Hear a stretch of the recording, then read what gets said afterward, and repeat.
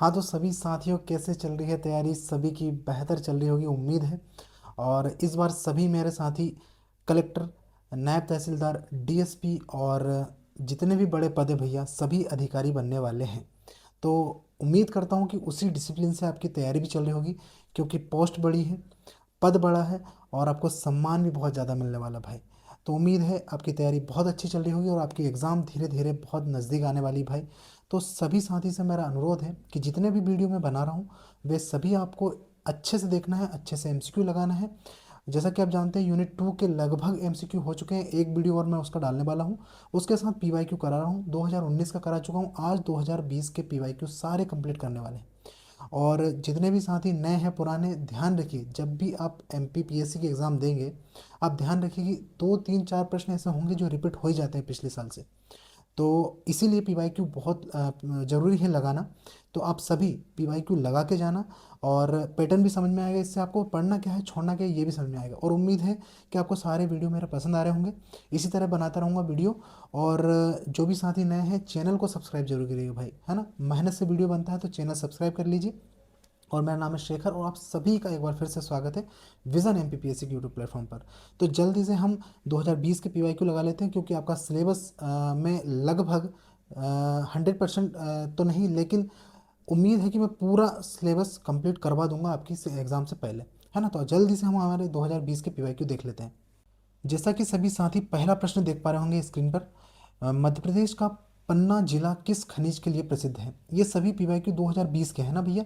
पूरा पेपर 2020 का इस बार लिया है और अच्छे से पूरे प्रश्नों को देखना है, ताकि आप अपनी एग्ज़ाम को बेहतर तरीके से एनालिसिस के साथ अच्छे से अपना 100% वहाँ दे पाए।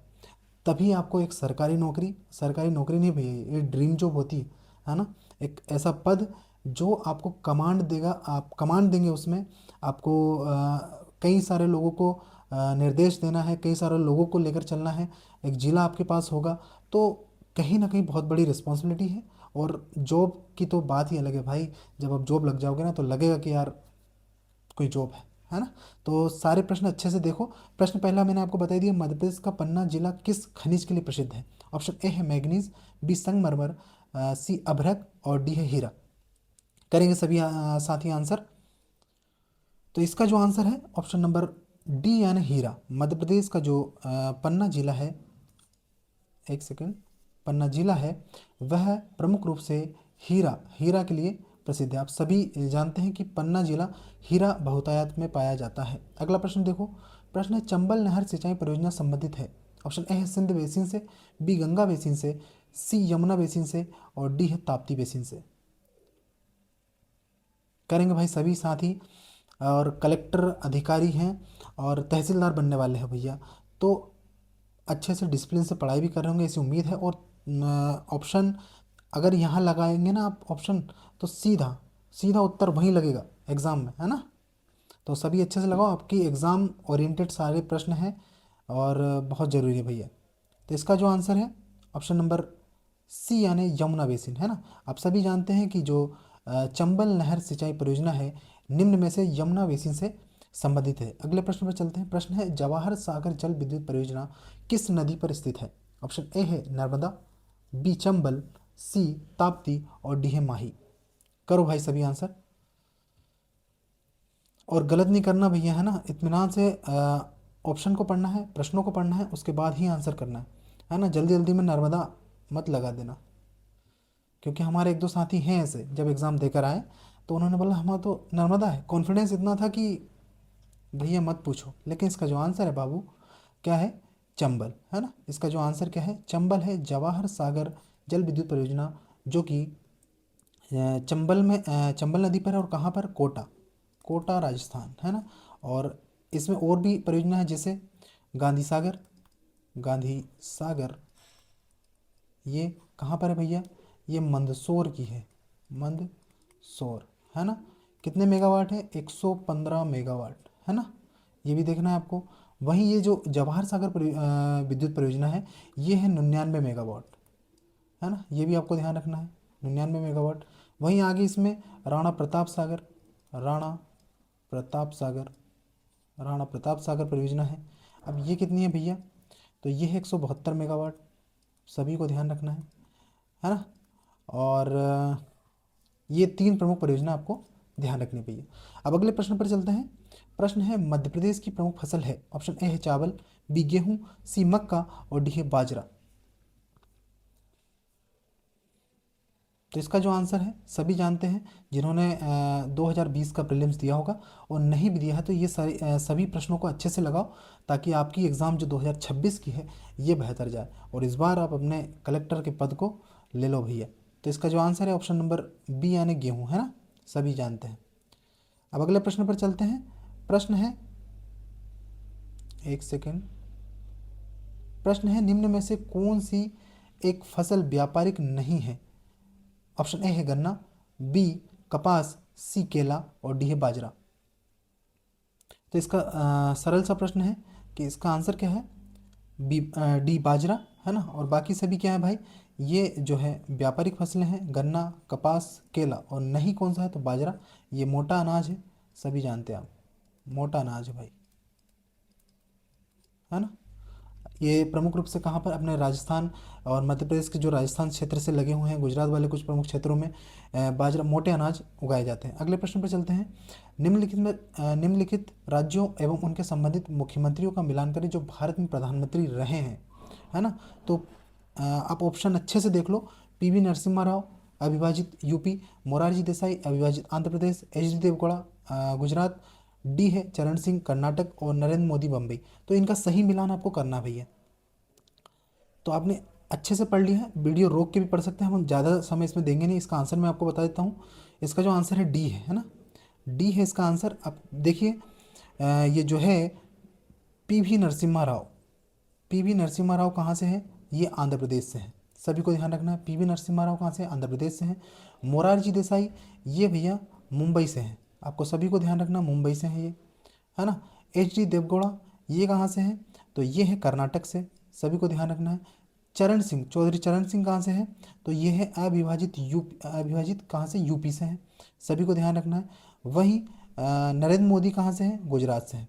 यहाँ पर मैंने थोड़ा सा गड़बड़ है, यहाँ पर आपको देखने में समझ नहीं आ रहा होगा, लेकिन सभी को ध्यान रखना, ये यहाँ पर जो दे रखा है डी ऑप्शन है, आपको मिला लेना है कि नरसिम्हा राव आंध्र प्रदेश से, मोरारजी देसाई बम्बई से, एच डी देवगौड़ा कर्नाटक से, चौधरी चरण सिंह अविभाजित यूपी से, और नरेंद्र मोदी सभी जानते हैं गुजरात से। 2001 से 2014 तक ये गुजरात के मुख्यमंत्री रहे हैं, उसके बाद से प्रधानमंत्री। अगले प्रश्न पर चलते हैं।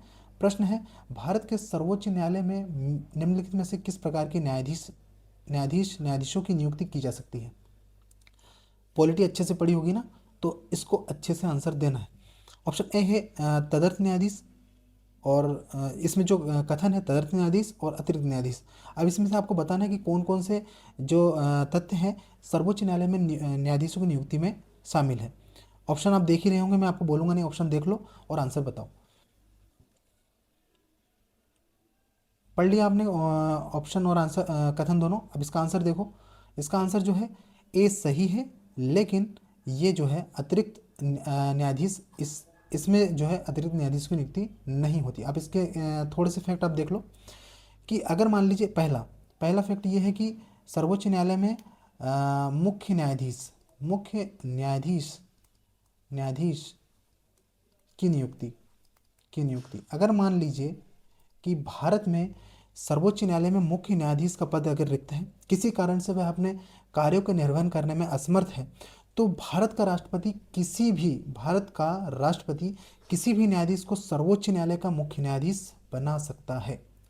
पहला प्रश्न, पहला आंसर ये हो गया। दूसरा है तदर्थ न्यायाधीशों की नियुक्ति, है ना, क्या है, तदर्थ न्यायाधीश की नियुक्ति कर सकता है, ये भी आपको देखना है। तदर्थ न्यायाधीश की नियुक्ति कैसे, अगर मान लीजिए कि सर्वोच्च न्यायालय में कोरम पूरा नहीं, मतलब कोटा पूरा नहीं हो पाता है, तो भारत का मुख्य न्यायाधीश किसी भी उच्च न्यायालय के न्यायाधीश को कोरम पूरा या अस्थायी नियुक्त कर सकता है तदर्थ न्यायाधीश के रूप में। तीसरा इसमें जो प्रमुख रूप से है क्या है, आप इसको भी ध्यान रखिएगा। तीसरा क्या है, तीसरा है इसमें, पहला हो गया मुख्य न्यायाधीश की नियुक्ति, दूसरा है तदर्थ न्यायाधीश की नियुक्ति, और तीसरा है सेवानिवृत्त न्यायाधीश की नियुक्ति। सेवानिवृत्त न्यायाधीश की नियुक्ति, इसमें क्या होता है, इसमें भारत का मुख्य न्यायाधीश किसी भी सर्वोच्च न्यायालय के या किसी भी उच्च न्यायालय के सेवानिवृत्त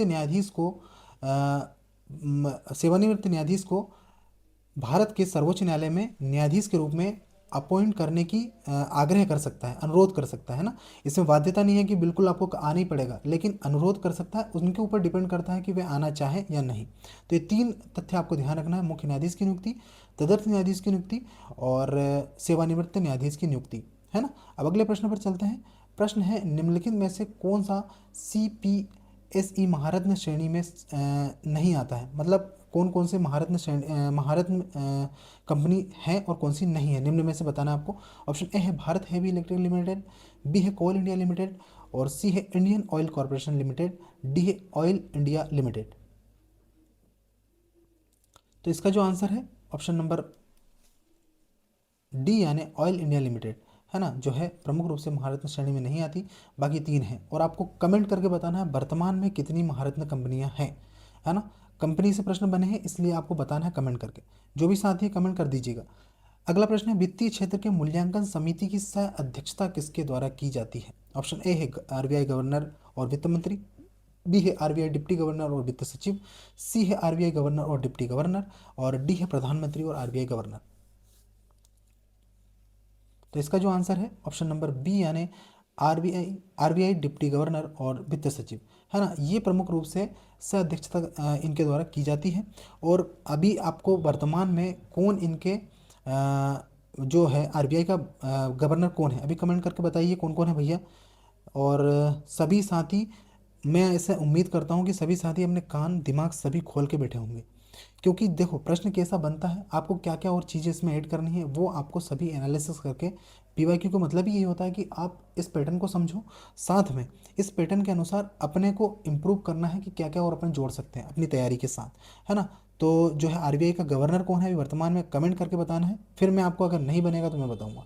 अगला प्रश्न है, NBFC लोकपाल योजना 2018 कब प्रभावी हुई थी? यानी नॉन बैंकिंग फाइनेंशियल कंपनी, है ना, ये non banking financial company Lokpal योजना 2018 कब प्रभावी हुई थी? ऑप्शन ए है 26 जनवरी 2018, बी है 23 जनवरी 2018, सी है 26 फरवरी 2018 और डी है 23 फरवरी 2018। तो ये उस समय का प्रश्न 2020 के प्रश्न के अनुसार क्या है भैया, 23 फरवरी 2018 ऑप्शन नंबर, हाँ भैया ये थोड़ा सा यहाँ गलत है ना, जो है 23 फरवरी इसका आंसर। 23 फरवरी 2018 जो प्रमुख रूप से लोकपाल योजना 2018 कब प्रभावी हुई थी? तो 23 फरवरी 2018। अगले प्रश्न पर चलते हैं। फरवरी 2021 में किस पड़ोसी देश में सेना द्वारा तख्ता पलट किया गया था? जब शायद आप तैयारी कर रहे होंगे, आपको ध्यान होगा कि तख्ता पलट हुआ था, कौन से क्षेत्र में हुआ था, कौन से देश में हुआ था, आपको ध्यान रखना है। ऑप्शन ए है, मतलब करंट अफेयर का क्वेश्चन था उस समय का। ऑप्शन ए है नेपाल, बी बांग्लादेश, सी श्रीलंका और डी है म्यांमार। तो इसका जो आंसर है म्यांमार में उस समय भैया तख्ता पलट हुआ था और उस समय बड़ी स्थिति गड़बड़ थी वहाँ पर, इसलिए तख्ता पलट कर दिया गया था। अगले प्रश्न पर चलते हैं। अंतर्राष्ट्रीय ओलंपिक समिति का मुख्यालय कहाँ स्थित है?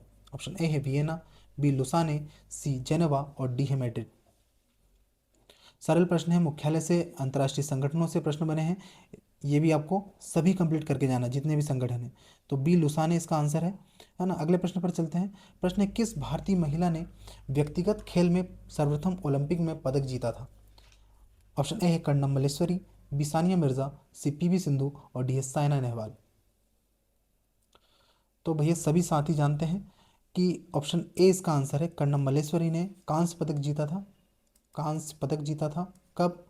2000, सन 2000 में, है ना, सभी को ध्यान रखना है।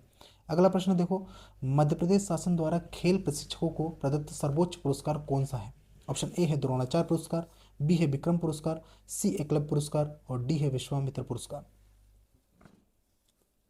करेंगे सभी साथी आंसर, चूँकि मेरे सामने जो भविष्य के भावी अधिकारी कलेक्टर DSP बैठे हैं और उसी पद के सम्मान में उसी तरह डिसिप्लिन से बैठे होंगे, उसी तरह पढ़ाई कर रहे होंगे, उसी तरह अपने सपने को पूरा करने की पूर्ण कोशिश कर रहे होंगे, है ना। तो जितने भी साथी हैं, नए हैं पुराने हैं, चैनल को सब्सक्राइब कर लो और शेयर करो, वीडियो को लाइक करो, कमेंट जरूर करके जाना कैसा वीडियो लग रहा है, ताकि मैं अच्छे से और आपके लिए वीडियो बनाता रहूँ, ताकि आपकी एग्ज़ाम से पहले आपका सारा सिलेबस कंप्लीट हो जाए भाई, है ना। तो इसका जो आंसर है ऑप्शन नंबर डी यानी विश्वामित्र पुरस्कार है ना।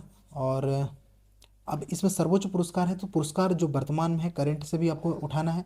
साथ में जितने भी एकलव्य, विक्रम, द्रोणाचार्य, ये सभी प्रश्नों को, इनको सारे पुरस्कारों को अच्छे से, राशि कितनी है सभी ध्यान से इनको लगा लेना भाई। अगले प्रश्न पर चलते हैं। खेल एवं युवा कल्याण विभाग द्वारा स्थापित एमपी राज्य तीरंदाजी अकादमी कहाँ स्थित है? ऑप्शन ए है भोपाल, बी इंदौर, सी जबलपुर और डी है झाबुआ।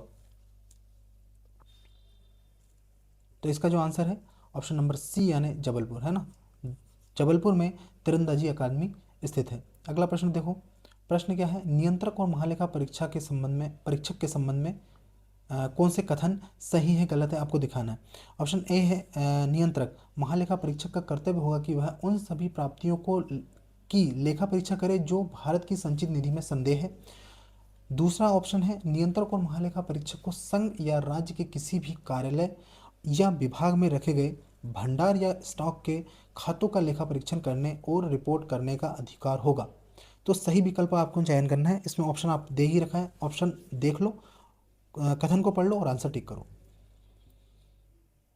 तो इसका जो आंसर है भाई साहब, दोनों सत्य हैं, यानी ऑप्शन नंबर बी जो है इसका सही आंसर होगा। दोनों सत्य हैं कि जो परीक्षा कर सकता है, मतलब भारत की संचित निधि संदेह की लेखा परीक्षा कर सकता है, और ये ऑप्शन कथन दोनों दोनों ही सत्य हैं। आपको अच्छे से सभी कथन निष्कर्ष के आधार पर आपको आंसर करना है। अगला प्रश्न देखो, नीति आयोग के प्रथम उपाध्यक्ष कौन थे? ऑप्शन ए है राजीव कुमार, बी अमिताभ कांत, सी अरविंद पनगुड़िया और डी है राव राव इंद्रजीत सिंह। तो इसका जो आंसर है ऑप्शन नंबर सी यानी अरविंद पनगुड़िया थे प्रथम उपाध्यक्ष। और अभी वर्तमान रूप में ये नीति आयोग पूर्व का योजना आयोग, पूर्व का क्या था? योजना आयोग, है ना। इसको योजना आयोग को समाप्त कर नीति आयोग थिंक टैंक, जिसे कहते हैं क्या है? Think tank. ध्यान रखना सभी को, थिंक टैंक की शुरुआत की गई कब से भैया? 1 जनवरी 2015 से, है ना। और वर्तमान में इसके उपाध्यक्ष जो हैं, उपाध्यक्ष कौन है? उपाध्यक्ष ये भी आपको ध्यान रखना है, सुमन बेरी। कौन है? सुमन बेरी। और इसके अध्यक्ष कौन है? सभी जानते हैं कि अध्यक्ष कौन होता है, इसका प्रधानमंत्री होता है। और सीईओ, आप सभी को सीईओ कमेंट करके बताना है इसके वर्तमान में नीति आयोग के सीईओ कौन है। अगले प्रश्न पर चलते हैं। राज्य मानव अधिकार आयोग समिति में कौन शामिल नहीं है? ऑप्शन ए है मुख्यमंत्री, बी विधानसभा अध्यक्ष, सी गृह मंत्री और डी है राज्यपाल। तो इसका जो आंसर है ऑप्शन नंबर डी यानी राज्यपाल है।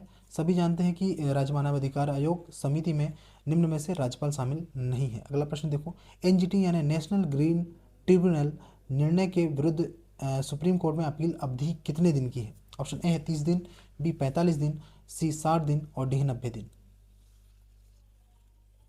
तो इसका जो आंसर है ऑप्शन नंबर डी यानी 90 दिन, है ना। 90 दिन के अंदर सुप्रीम कोर्ट में अपील की जा सकती है। वहीं इसका जो गठन कब हुआ था? 18 अक्टूबर 2010। सभी को ध्यान रखना है, 2010 में का गठन हुआ था। अगला प्रश्न देखो, राज्य खाद्य आयोग की स्थापना किस अधिनियम से होती है? तो ऑप्शन ए है एनएफए से 2013, बी एनएफए से 2019, सी एनएफए से 2020, इनमें से कोई नहीं, डी। करो भाई सभी साथी आंसर। तो इसका जो आंसर है ऑप्शन नंबर ए यानी एनएफए से 2013, है ना। राज्य खाद्य आयोग की स्थापना 2013 में की गई थी। अगला प्रश्न देखो, भोपाल राज्य के मूल संस्थापक कौन थे? ऑप्शन ए है दोस्त मोहम्मद खां, बी हमीदुल्ला खां, सी नर मोहम्मद खां और डी है यासीन खां। करो भाई सभी आंसर। तो इसका जो आंसर है ऑप्शन नंबर ए यानी दोस्त मोहम्मद खां, है ना। 1724, ध्यान रखना, 1724 में दोस्त मोहम्मद खां ने भोपाल राज्य की मूल स्थापना की थी। अगला प्रश्न है, राजा वीर सिंह देव की राजधानी कहाँ थी? ऑप्शन ए है बांधवगढ़, बी गहोरा, सी नरों की गढ़ी और डी है गड़ामंडला। अच्छे से लगा लो भैया, पीवाईक्यू 2-3 प्रश्न एज इट इज उठा के सीधे सीधे दे देगा, और कोई मेहनत नहीं है। पीवाईक्यू लगाओ, पैटर्न समझो, एग्जाम को एनालिसिस करो, उसके बाद आपकी तैयारी इतनी मजबूत हो जाएगी कि आपको लगेगा कि हलवा है प्रश्न। तो लगाओ और मतलब खाओ और निकल जाओ।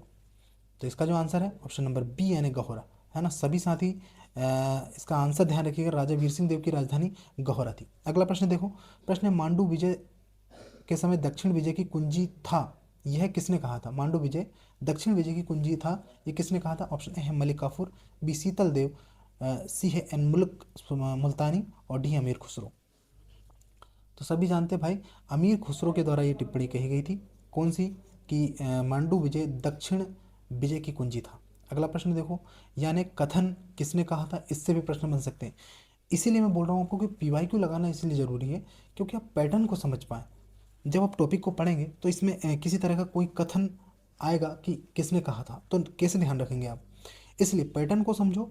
फैक्ट, पीएससी पूरा फैक्ट पे चलता है, लेकिन आपको पूरा एनालिसिस करके देखो, रणनीति बनानी पड़ेगी एग्जाम को क्लियर करने के लिए। ऐसा अंधाधुंध पढ़ने से कोई मतलब नहीं भैया, कि अंधाधुंध कोई सी बुक उठाई पढ़ डाली पूरी की पूरी।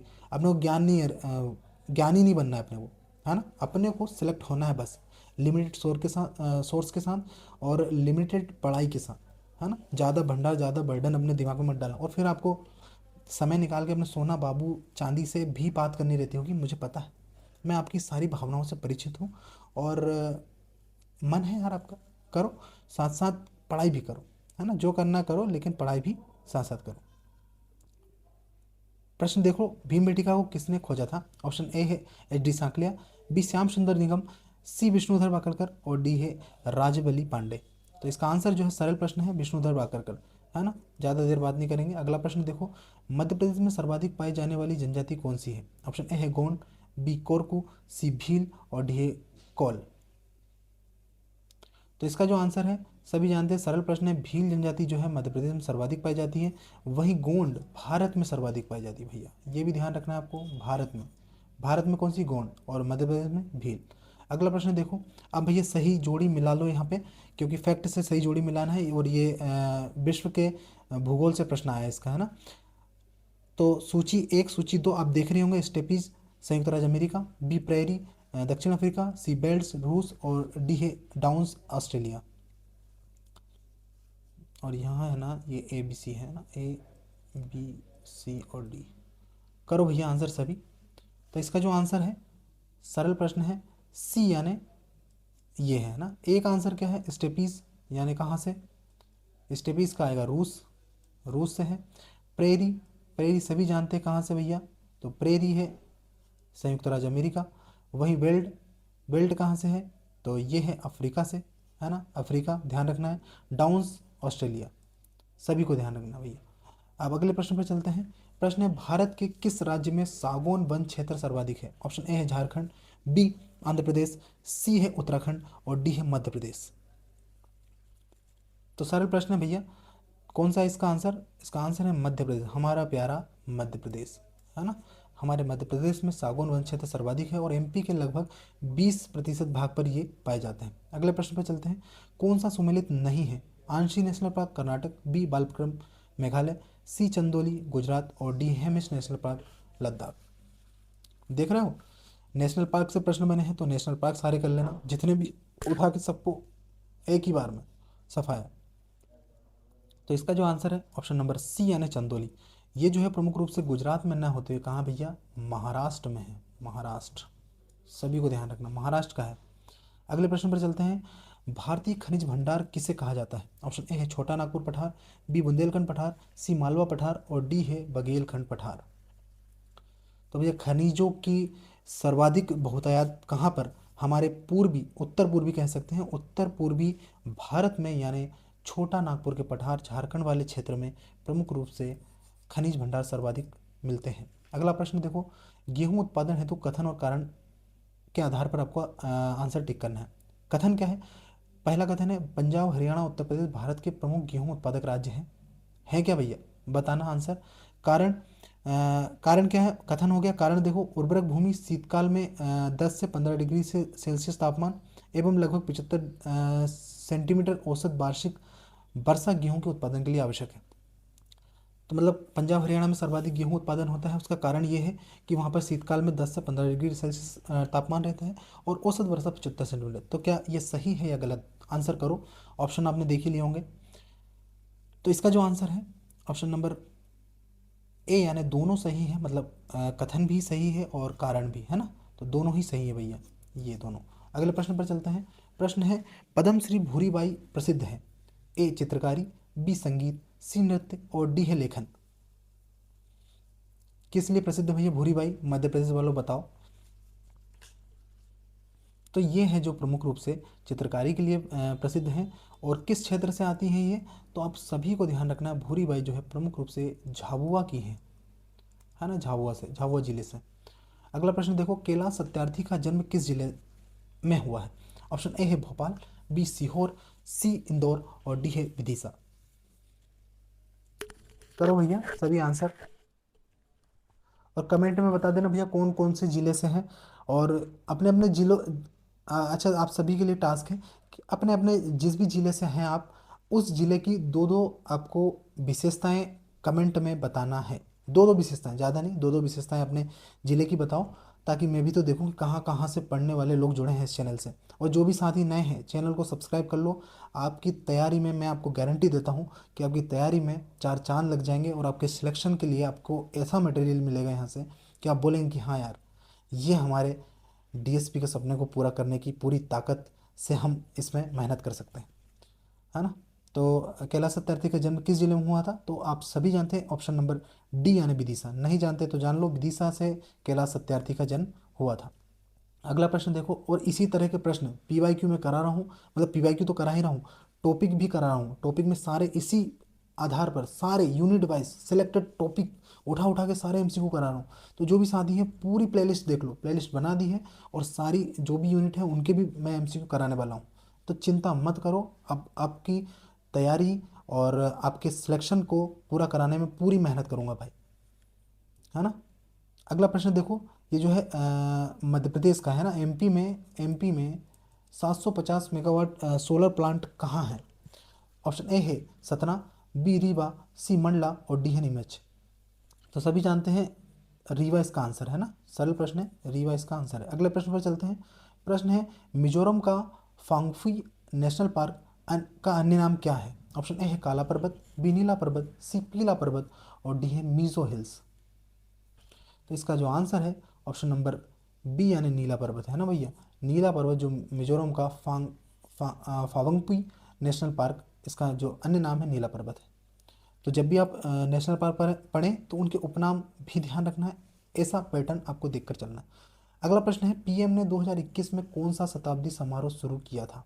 मतलब हमारे माननीय प्रधानमंत्री नरेंद्र मोदी साहब ने कौन सा समारोह शुरू किया था? ऑप्शन ए है जलियांवाला बाग, बी है असहयोग आंदोलन, सी चोरा चोरी और डी है चंपारण।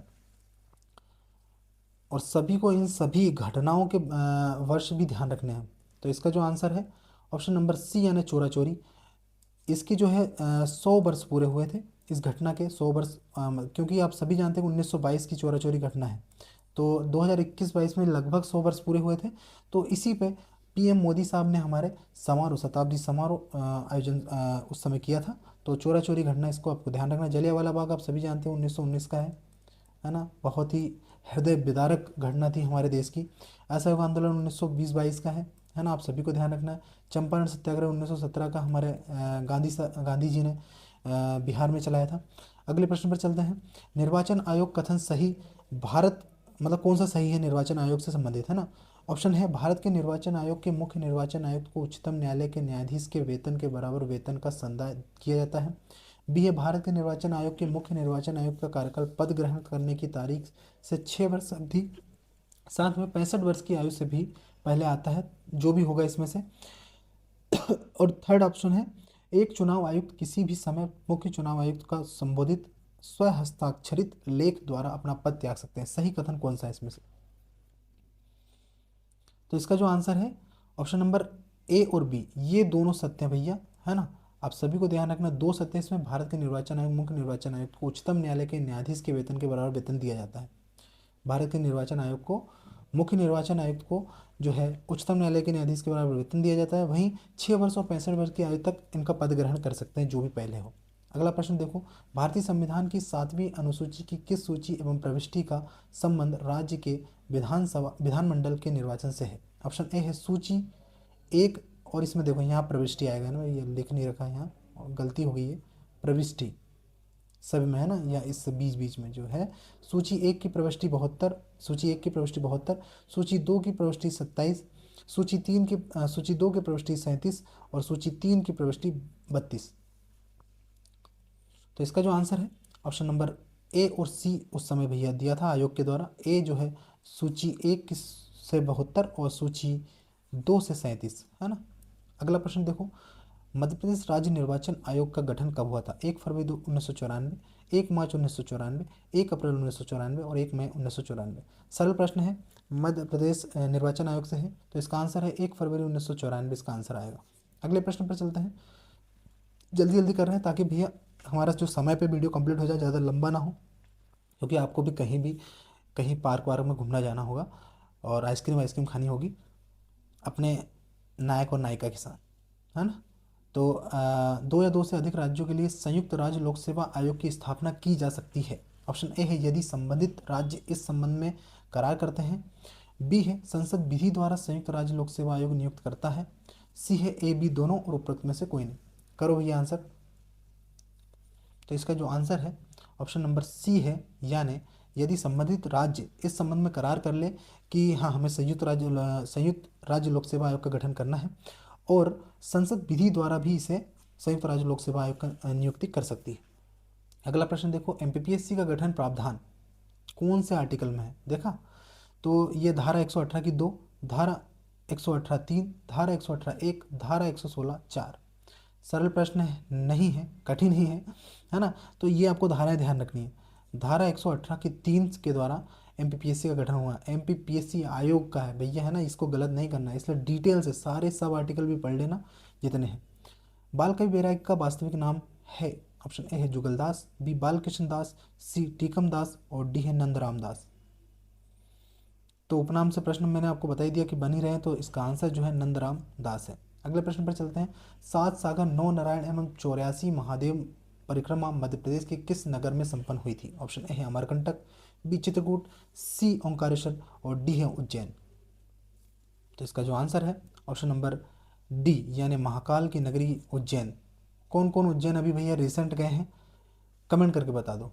और कौन कौन की मनोकामना पूरी हुई है, महादेव के दर्शन करने से किन किन की मनोकामना पूरी हुई है, भैया बता दो कि आपको क्या क्या मिला है उनके आशीर्वाद से। तो अगला प्रश्न देखो, राजा भोज के कवि जिन्होंने जैन धर्म अपनाया था? ऑप्शन ए है ग्रंथपाल, बी राजपाल, सी महिपाल और डी धनपाल। प्रश्नों के पैटर्न को समझना भैया, पीवाईक्यू लगाने का एक ही मतलब है, यहाँ से पीवाईक्यू लगा के कहीं घूमने मत निकल जाना, इनको देख लेना। और जब आप अपनी तैयारी करो, कॉपी पेन साथ में लेके बैठो, कॉपी पेन से देखो कि मैं जो टॉपिक पढ़ रहा हूँ उस टॉपिक को लिख के देखना है, खास खास बातें फैक्ट उतार लो, साथ में कंपेयर करो कि हाँ मैंने पीवाईक्यू लगाया था, उससे रिलेटेड ऐसा प्रश्न बन सकता है। जब आप ऐसा अनुमान, ऐसी अपने दिमाग को तेज करके अपनी गणनाएं करने लगेंगे, तो आपकी एग्ज़ाम देखना ऐसे निकलेगी ना, अगले दिन ही अपनी लाल बत्ती सॉरी मध्य प्रदेश शासन जो लिखा रहेगा आगे, उसमें आपको बैठने का मौका मिलेगा। तो इसका जो आंसर है ऑप्शन नंबर डी, यानी धनपाल, है ना। इसका आंसर क्या है? डी धनपाल। अगला प्रश्न है, सांची का प्राचीन नाम? ऑप्शन ए है काकड़ाम, बी बैतरवती, सी वैशनगर और डी है दसपुर। तो उपनामों से प्रश्न बने हैं, तो काकड़ाम इसका जो आंसर है, सांची का प्राचीन नाम। अगला प्रश्न है, टांट्या भील का वास्तविक नाम? ऑप्शन ए है टांटिया, बी गणपत, सी बिजनिया और डी टंडरा। तो इसका जो आंसर है टांटिया है, और टंडरा भी है भैया, है ना। टंडरा भी दिया था उस समय, लेकिन ज़्यादा सटीक क्या है? टांटिया। अगला प्रश्न देखो, जेनेटिक कोड की विशेषताएं, ये कुछ विशेषताएं यहाँ दे रखी हैं, आपको पढ़ना है और फिर आपको आंसर इसमें से टिक करना है। चारों ऑप्शन को पढ़ लो। यह प्राय सार्वत्रिक होता है, यह तीनों न्यूक्लियोटाइड क्षारक से बना होता है और जो अमीनो अम्लों के संगत है। तीसरा है, यह अतिव्यापी गैर अस्पष्ट है। चौथा है, इनमें से एक प्रारंभन एवं एक समापन कोडान है ना, ये कोडान यहाँ ध्यान रखना है ये कोडॉन है। तो आंसर करो भाई। तो जेनेटिक कोड की विशेषता क्या भी है, इसमें सभी आएगा, तो ये प्रमुख रूप से सभी इसका आंसर है, आप अच्छे से इनको देख लें। अगला प्रश्न देखो, राष्ट्रीय विषाणु विज्ञान संस्थान कहाँ है? ऑप्शन ए है पुणे, बी हैदराबाद, सी मुंबई और डी है लखनऊ। कह रहे भाई भविष्य के भावी अधिकारी सभी। तो इसका जो आंसर है ऑप्शन नंबर ए, यानी पुणे, है ना। राष्ट्रीय विषाणु विज्ञान संस्थान पुणे में है अगला प्रश्न देखो, प्रश्न है, एक सेकेंड, ब्लू इकोनॉमी साझेदार टास्क फोर्स किस देश से संबंधित है? ऑप्शन ए है स्विट्जरलैंड, बी नॉर्वे, सी स्वीडन और डी है फ्रांस। करो भाई आंसर। तो इसका जो आंसर है ऑप्शन नंबर बी यानी नॉर्वे, है ना। नॉर्वे से जो है ब्लू इकोनॉमी साझेदारी टास्क फोर्स नॉर्वे देश से संबंधित है। अगला प्रश्न देखो, आम की नीलम अल्फांसो क्रॉस से विकसित किस्म कौन सी है? ऑप्शन ए है अम्रपाली, बी दशहरी, सी रत्ना और डी है बादामी।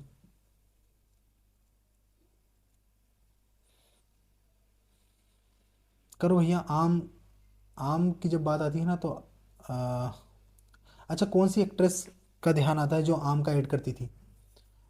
कमेंट करके बता दो भाई। कैटरीना कैफ वालों, ऐसा तो सब ध्यान रहता है तुमको कि कैटरीना कैफ आम का ऐड करती थी, तो रत्ना इसका आंसर जो भाई रत्ना है, सी। अगले प्रश्न पर चलते हैं, जननी सुरक्षा योजना उद्देश्य है, जननी सुरक्षा योजना का उद्देश्य क्या है? ऑप्शन ए है माता एवं शिशु की मृत्यु दर को कम करना, बी है आम जन की सुरक्षित संबंध के लिए बढ़ावा, सी है विधवा पेंशन उपलब्ध कराना और डी है गरीब लोगों को आश्रय उपलब्ध कराना। तो जननी सुरक्षा योजना का सरल सा प्रश्न है कि माता और शिशु की मृत्यु दर को कम करना है ना। तो इससे क्या होगा कि तुरंत उनको उपचार मिल जाएगा। अगला प्रश्न है, 19वीं शताब्दी के मध्य में भारतीय राष्ट्रवाद भ्रूणावस्था में था, मानने वाले इतिहासकार कौन है?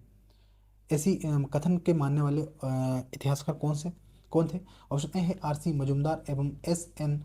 सेन, बी है जेम्स और टम्बल टेलर और सी है होम्स व रीज और डी है लॉरेंस व सीले।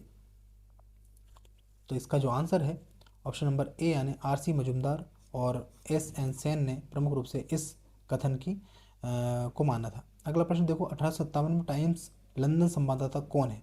ऑप्शन ए है W.H. Russell, B Robert Peel, C Gladstone, D है पामस्टन। तो इसका जो आंसर है ऑप्शन नंबर ए यानी W.H. रसेल। अगले प्रश्न पर चलते हैं, भारत की ग्राम व्यवस्था छोटे गणतंत्र है, किसने कहा था? ये कथन किसने कहा था भैया, आपको ध्यान रखना है। ऑप्शन ए है चार्ल्स मेडकॉफ, बी बर्क, सी मिल और डी है कनिंघम। तो इसका जो आंसर है ऑप्शन नंबर ए यानी चार्ल्स मेडकॉफ। चार्ल्स मेडकॉफ ने ग्राम व्यवस्था छोटे गणतंत्र, भारत की ग्राम व्यवस्था छोटे गणतंत्र है, ये कथन चार्ल्स मेडकॉफ ने दिया था। अगला प्रश्न है, राज्य पुनर्गठन अधिनियम 1956 से स्थापित राज्य केंद्र शासित प्रदेश थे? ऑप्शन 14 राज्य 6 केंद्र शासित प्रदेश, बी है 18 राज्य 9 केंद्र शासित प्रदेश, सी है 22 राज्य 8 केंद्र शासित प्रदेश और डी है 21 राज्य और 7 केंद्र शासित प्रदेश। सभी जानते हैं कि सबसे पहले राज्य पुनर्गठन अधिनियम 1956 के दौरान 14 राज्य और 6 केंद्र शासित प्रदेश गठित किए गए थे, है ना। सभी को ध्यान रखना। अगला प्रश्न देखते हैं, भारतीय रियासतों के शासकों के विशेष अधिकारों और प्रीवी पर्स समाप्ति वर्ष कौन सा था? डिटेल प्रश्न भैया, है ना, इस टाइप के प्रश्न पूछे जा रहे हैं, तो आपको ध्यान रखना है। ऑप्शन ए है 1950, बी है 1949, सी है 1962 और डी है 1971। तो इसका जो आंसर है ऑप्शन नंबर डी यानी 1971, है ना। 1971 में प्रीवी पर्स और भारतीय रियासतों को समाप्ति वर्ष था। अगला प्रश्न देखो, प्रश्न है, व्योममित्र रोबोट विकसित किसने किया? ऑप्शन ए है सीडेक, बी इसरो, सी है TIFR और डी है DRDO। तो इसकी स्थापना जो है, मतलब इसको विकसित जो किया था व्योममित्र को, इसरो द्वारा किया गया था। अब इन सभी के आपको स्थापना, इन सभी संस्थाओं को आपको डिटेल से देखना है अपने स्तर पर। गार्टनर 4 चरण मॉडल क्रम है। अब ये क्रम जो है आपको देखना है। ऑप्शन आप सभी ने देख लिए होंगे, तो इसका आंसर टिक करो भाई, मैं बोलूँगा नहीं इसको, ऑप्शन देख लो और आंसर टिक करो। तो इसका जो आंसर है, इसका आंसर क्या है? डी है सूचना, सहभागिता, लेन देन और फिर परिवर्तन, है ना। ये गार्टनर के 4 मॉडल का क्रम है। आप जब यूनिट वाइज करेंगे कंप्लीट तो आपको ये पढ़ने को मिलेगा, उसमें आप इसको कंप्लीट कर सकते हैं। अगला प्रश्न देखो, सामाजिक नेटवर्क का प्रतिनिधित्व है। ऑप्शन ए है ग्राफ, बी ट्री, सी स्टार और डी है रिंग। तो इसका जो आंसर है ऑप्शन नंबर ए यानी ग्राफ। सामाजिक नेटवर्क जो प्रतिनिधित्व दिखाई देता है ग्राफ के माध्यम से हम इसको देख सकते हैं। अगला प्रश्न है, IPv6 प्रोटोकॉल IP एड्रेस को परिभाषित करता है। ए है 32, बी है 64, सी है 128 और डी है 256। मतलब IPv6 प्रोटोकॉल किस एड्रेस को परिभाषित करता है? तो इसका आंसर है 128, ऑप्शन नंबर सी। सभी को ध्यान रखना है। अगला प्रश्न देखो, प्रश्न है उपयोगकर्ता सूची पूर्वानुमान विधि है। ऑप्शन ए है सोशल नेटवर्किंग, बी है सोशल टारगेटिंग, सी है सहयोगात्मक प्रकाशन और डी है सहयोगात्मक फिल्टरिंग। तो इसका जो आंसर है ऑप्शन नंबर डी यानी सहयोगात्मक फिल्टरिंग, है ना, ये इसका आंसर है। थके तो नहीं भैया? थकना नहीं है, रुकना नहीं है जब तक अपना सिलेक्शन नहीं हो जाए, है ना, बिल्कुल भी थकना नहीं है। कारण ये है कि आपका संघर्ष तो है ही, लेकिन आपके माता पिता का संघर्ष, आपके जितने भी रिलेटिव हैं, जितने दोस्त हैं, जिन्होंने भी आपसे आशा रख रखी है कि आप एक दिन सिलेक्ट होंगे, और जितने भी रिश्तेदार हैं उन्होंने भी आशा लगा रखी कि आप कभी तो सिलेक्ट होंगे जो अच्छे हैं, ताकि आप उनके बच्चों को भी कहीं ना कहीं लगा दें, है ना। ऐसा हाँ रहती है हमारे रिश्तेदारों में ऐसी मानसिकता, और शायद कहीं ना कहीं हम भी उसी मानसिकता से घिरे हैं कि कोई अच्छे पद पे निकल जाए तो हमारा बच्चा भी कहीं ना कहीं उसके पीछे पीछे, और रहता है ऐसा, परिवार में फैमिली में कोई एक आगे बढ़ता है तो ऐसा रहता है कि वो कहीं ना किसी क्षेत्र में उसको आगे बढ़ा ही देगा। तो कम से कम वो कहते हैं ना, जाकिर खान साहब ने कहा था कि परिवार में एक कोई आता है जो पूरी परिवार की कुर्बत को बदल देता है। शायद आपने अगर सुना हो तो, है ना। तो आपको वो एक व्यक्ति बनना है कि आपके फैमिली की, आपके परिवार की स्थिति को आपको बदलना है। वो एक व्यक्ति आपको आपके परिवार में बनना है, कोई बने ना बने लेकिन आपको बनना है। अगला प्रश्न देखो, 2011 जनगणना न्यूनतम 10 की वृद्धि दर राज्य है। ऑप्शन ए है अरुणाचल प्रदेश, बी नागालैंड, सी मध्य प्रदेश और डी है पंजाब। तो इसका जो आंसर है ऑप्शन नंबर बी यानी नागालैंड। 2011 की जनगणना के अनुसार न्यूनतम 10 की वृद्धि दर वाला राज्य नागालैंड है। अगला प्रश्न है उर्वरक उद्योग का कच्चा माल नहीं है। ऑप्शन ए है naphtha, B gypsum, C sulphur, D caustic soda. तो इसका जो आंसर है ऑप्शन नंबर डी यानी कास्टिक सोडा। अगले प्रश्न पर चलते हैं, असुमेलित पर्वत शिखर है, मतलब आपको इसमें से जो है सुमेलित है बाकी, और एक कोई सा भी असुमेलित है तो आपको बताना है। ऑप्शन ए है किलिमंजारो अफ्रीका में है क्या, मैकिन्ले उत्तर अमेरिका में है क्या, सी है एल्ब्रुस एशिया में है क्या और डी है कंकागुआ दक्षिण अमेरिका में है क्या। तो इसका जो आंसर है भाई सी, यानी सी जो है गलत है, मतलब एल्ब्रुस जो है एशिया में नहीं है। कहाँ है एल्ब्रुस? ये है भैया यूरोप में, यूरोप में है एल्ब्रुस पर्वत। वहीं किलिमंजारो अफ्रीका में है, मैकिन्ले उत्तर अमेरिका में है और एकांकागुआ दक्षिण अमेरिका में है। अगले प्रश्न पर चलते हैं, आर्थिक क्रिया देश सुमेलित करना है कि आर्थिक स्थिति में कौन सा इसमें मजबूत है।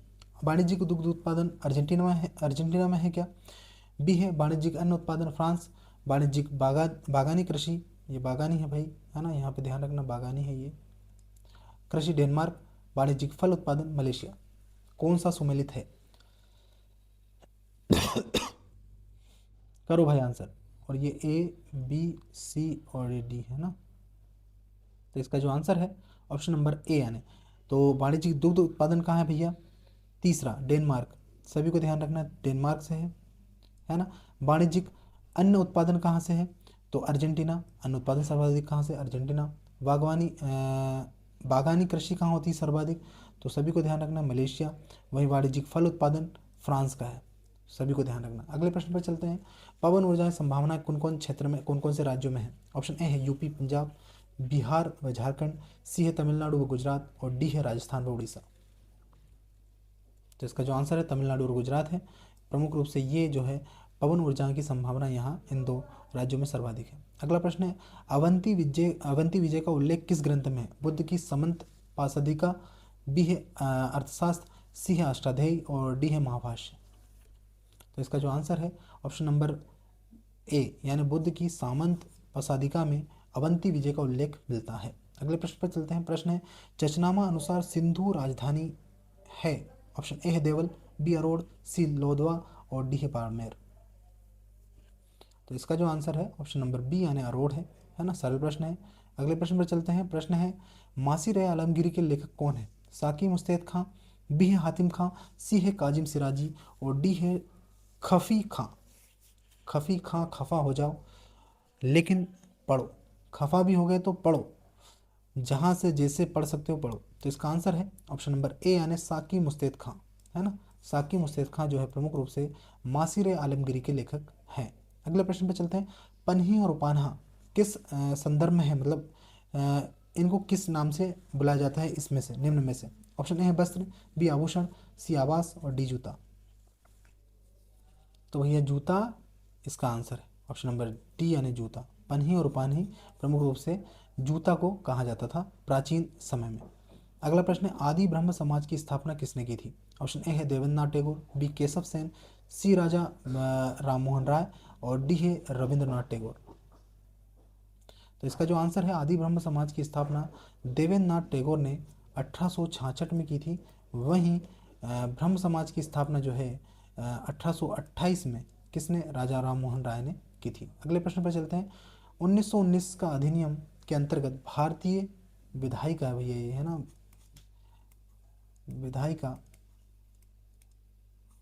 का अंतिम चुनाव कब हुआ था? ऑप्शन ए है 1930, बी है 1934, सी है 1945 और डी है 1947, 1947। तो इसका जो आंसर है ऑप्शन नंबर सी यानी 1945, है ना, सभी को ध्यान रखना। अगले प्रश्न पर चलते हैं। प्रश्न है, संविधान सभा प्रथम मनोनीत उपाध्यक्ष उपसभापति कौन थे? ऑप्शन ए है टी डी कृष्णमाचारी, बी है बी टी कृष्णमाचारी, सी है एस सी मुखर्जी और डी है फ्रैंको एंथनी। तो इसका जो आंसर है गोरा है भैया, ये हमारे देश में जो उपसभापति मनोनीत हुआ था फ्रैंक एंथोनी, है ना। अगले प्रश्न पर चलते हैं। प्रश्न है, अनुच्छेद 108 संयुक्त बैठक सूचना, तो इसमें से बताना है किस कैसे राष्ट्रपति करता है? राष्ट्रपति के आशय से होता है, बी है राष्ट्रपति के निर्देश से, सी है राष्ट्रपति के विवेक से और डी है राष्ट्रपति की सहमति से। मतलब संयुक्त बैठक किस तरह से राष्ट्रपति बुलाता है? तो इसका आंसर जो है ऑप्शन नंबर ए यानी राष्ट्रपति के आशय से, राष्ट्रपति के आशय से संयुक्त बैठक होती है। अनुच्छेद 24 यानी 24 आर्टिकल है बाल श्रम निषेध, इसमें कौन सा इसमें प्रमुख रूप से है कि बाल श्रम निषेध पूर्ण निषेध है? ऑप्शन ए, बी है आंशिक, सी है युक्तियुक्त और डी है नैतिक। करेंगे भाई सभी आंसर। तो इसका जो आंसर है ऑप्शन नंबर ए यानी पूर्ण निषेध है ना, पूर्ण निषेध आर्टिकल 24। अगला है, अनुच्छेद 368 के संबंध में कौन से कथन सही है गलत है बताना। 24 संविधान संशोधन अधिनियम 1971 के द्वारा अनुच्छेद 368 संशोधित किया गया था, या आर्टिकल 101 संविधान संशोधन अधिनियम के तहत 2016 के द्वारा अनुच्छेद 368 को संशोधित किया गया था। तो इसका जो आंसर है ऑप्शन नंबर सी यानी दोनों है भैया, दोनों ही सही हैं। अगले प्रश्न पर चलते हैं। मध्य प्रदेश में निम्न राज्यपालों में से कौन हरियाणा के मुख्यमंत्री रहे हैं? ऑप्शन ए है राम प्रकाश गुप्ता, बी है राम नरेश यादव, सी है बलराम जाखड़ और डी है भगवत दयाल शर्मा।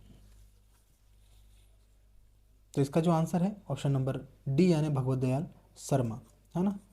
अगले प्रश्न पर चलते हैं।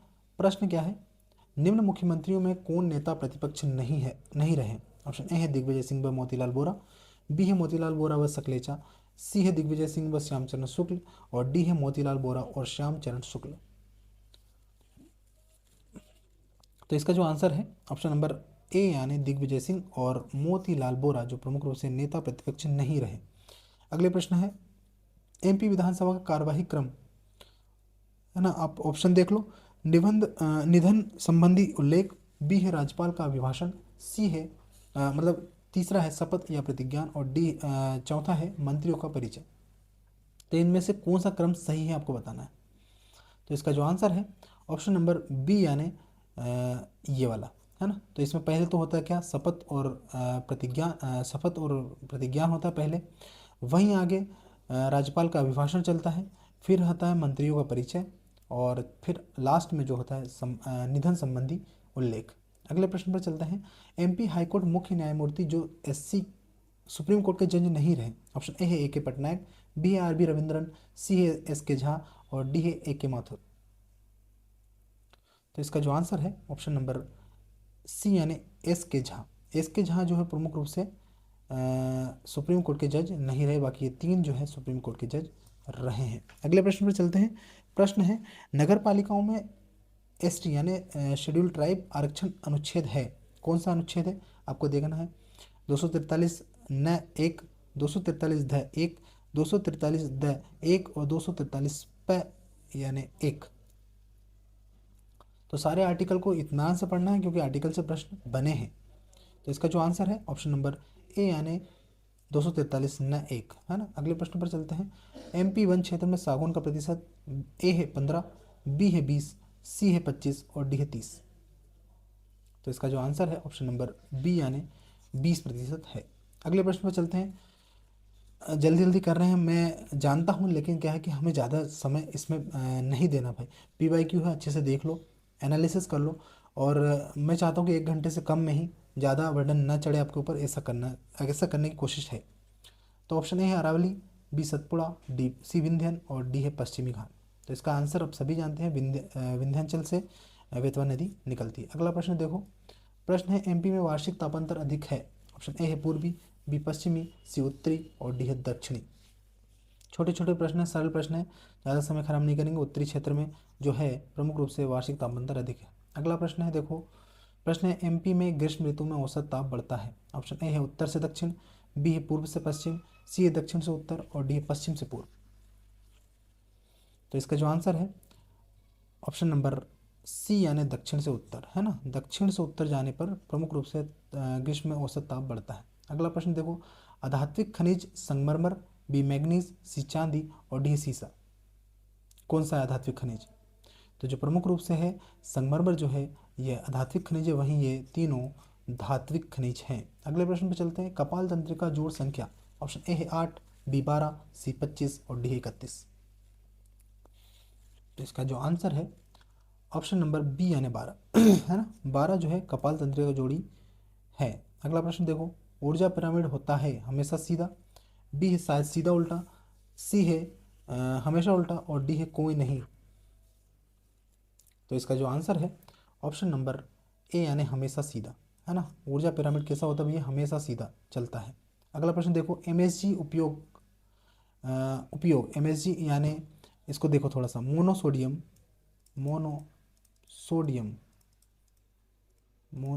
ग्लूटामेट। क्या है? ग्लूटामेट, है ना। पूरा नाम नहीं लिखा। MSG यानी मोनोसोडियम ग्लूटामेट का उपयोग निम्न में से किस लिए किया जाता है? ऑप्शन ए है रंग बढ़ाने में, बी स्वाद बढ़ाने में, सी है सुरक्षित रखने में और डी है पायसीकरण में। तो इसका जो आंसर है ऑप्शन नंबर बी यानी स्वाद बढ़ाने में मोनोसोडियम ग्लूटामेट का उपयोग किया जाता है। अगला प्रश्न देखो। आपदा प्रबंधन अधिनियम वर्ष कौन सा है? 2006, बी है 2003, सी है 2005 और डी है 2009। तो सभी जानते हैं आपदा प्रबंधन अधिनियम 2005 का है ना। अगला प्रश्न देखो। कोरोना वायरस रोग के संबंध में कौन कौन से इसमें हैं?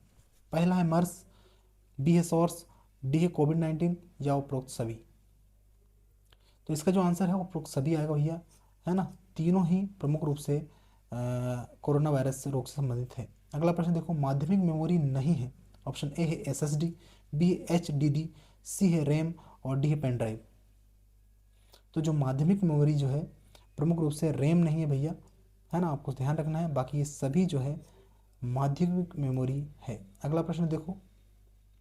XML का फुल फॉर्म बताना है आपको। एग्जाम्पल मार्कअप लैंग्वेज, बी है एक्सटेंसिबल मार्कअप लैंग्वेज और सी है एक्स मार्कअप लैंग्वेज और डी है एक्स्ट्रा मॉडर्न लिंक। तो इसका जो आंसर है एक्सटेंसिबल मार्कअप लैंग्वेज यानी ऑप्शन बी है ना। तो फुल फॉर्म आपको सभी को ध्यान रखना, हर जिन भी के भी आपको शॉर्ट देखने को मिले उनका फुल फॉर्म याद रखना है। माइक्रोवेव आवृत्ति सीमा। ऑप्शन ए है 300 किलोहर्ट्ज से 3 मेगाहर्ट्ज, 3 से 300 मेगाहर्ट्ज, सी है 1 से 300 गीगाहर्ट्ज और डी है 300 गीगाहर्ट्ज से 400 टेराहर्ट्ज। बताओ भाई सभी। तो इसका जो आंसर है ऑप्शन नंबर सी यानी 1 से 300 गीगाहर्ट्ज तक। अगला प्रश्न देखो। 94 प्रश्न है, 2-4 प्रश्नों में बचे हैं, लगा लो फिर आराम से सो जाना। ब्लोफिश है निम्न में संबंधित बताना है। ऑप्शन ए है सिमेट्रिक इंक्रिप्शन, बी है हैशिंग, सी है डिजिटल सिग्नेचर और डी है एसिमेट्रिक इंक्रिप्शन। तो इसका जो आंसर है ऑप्शन नंबर ए यानी सिमेट्रिक इंक्रिप्शन प्रमुख रूप से है ब्लोफिश। अगला प्रश्न देखो। प्यूमा का फुल फॉर्म आपको बताना है। प्रोग्राम ऑप्शन ए है programmable used machine to assemble, programmed utility machine for assemble, C है programmable universal machine for assembly और डी है programmed utility machine to assemble. तो इसका जो आंसर है ऑप्शन नंबर सी यानी सी क्या है? Programmable universal machine for assemble. अब अगले प्रश्न पर चलो। एमपी जिला सर्वाधिक लिंगानुपात, मतलब मध्य प्रदेश के किस जिले में सर्वाधिक लिंगानुपात है? ऑप्शन ए है मंडला, बी बालाघाट, सिधार और डी है इंदौर। तो इंदौर वालों, ये आपको सौभाग्य प्राप्त नहीं हुआ है, इसका आंसर जो है बी है ना। तो लिंगानुपात सर्वाधिक किसका है? बालाघाट का। अगले प्रश्न पर चलते हैं। एमपी फसल विकास दर 2016-17, पुराना प्रश्न है, ज़्यादा महत्वपूर्ण है नहीं। डी इसका आंसर था, 34 से 34.14 इसके विकास दर 2016-17 में थी। केवल एमपी में पाया जाने वाला खनिज? लोहा, बी अभ्रक, सी रीवा और डी है तांबा। करेंगे सभी साथी आंसर। एक दो प्रश्न और हैं, तो इसका आंसर जो है सी यानी हीरा। एमपी में पाया जाने वाला निम्न में से कौन सा है? तो हीरा। और कहाँ? पन्ना जिले में। अगले प्रश्न पर चलते हैं। सेकेंड लास्ट प्रश्न है। एमपी जनजाति संग्रहालय कहाँ है? Option A Chhindwara, B Indore, C Bhopal और डी रतलाम। तो इसका जो आंसर है ऑप्शन नंबर सी यानी भोपाल, है ना। भोपाल में मध्य प्रदेश जनजाति संग्रहालय स्थित है। अगला प्रश्न देखो और अंतिम प्रश्न आए, थोड़ा सा जान में जान आ जाएगी। आकांक्षा योजना संबंधित है? ऑप्शन ए है एसटी छात्रों की प्रतियोगी परीक्षा कोचिंग, बी है एसटी खेल कोचिंग, सी उद्यमिता और डी है कोई नहीं। तो जो आकांक्षा योजना भैया, ये हमारे शेड्यूल ट्राइब यानी अनुसूचित जनजाति वाले जो क्षेत्र में निवासरत बच्चे हैं, या कोई भी जो हमारे साथी जो पढ़ाई में अच्छे हैं लेकिन जो है खर्च निर्वाह नहीं कर पाते हैं, उनके लिए आकांक्षा योजना चालू की गई थी। ये हमारे 100 प्रश्न हो चुके हैं। कैसे लगे सारे एमसीक्यू, सारे पीवाईक्यू, कमेंट करके बताना है। और जो भी साथी नए हैं, चैनल को सब्सक्राइब कर लेना, वीडियो को लाइक करना है, ये अनिवार्य है आपके लिए। एमपीपीएससी कसम है आपको, है ना। तो एमपीपीएससी के लिए वीडियो को लाइक करना है, शेयर करना है, कमेंट करना है। नए हैं तो चैनल को सब्सक्राइब करना है और दोस्तों तक शेयर आपको करना आपकी जिम्मेदारी है। कैसे लगा सेशन कमेंट में बताना है। और अंत में भाई अपना ध्यान रखो, अपने माता पिता का ध्यान रखो और बने रहो इस चैनल के साथ, क्योंकि ये आपकी सक्सेस स्टोरी बनाने में आपकी पूर्ण आपकी मदद कर सकता है ना। तो जय हिंद, मिलते हैं नेक्स्ट वीडियो में नए टॉपिक के साथ, जिसमें हम और भी जो शेष पीवाईक्यू हैं वो भी कराऊंगा और साथ में एमसीक्यू भी। ठीक है, धन्यवाद, जय हिंद।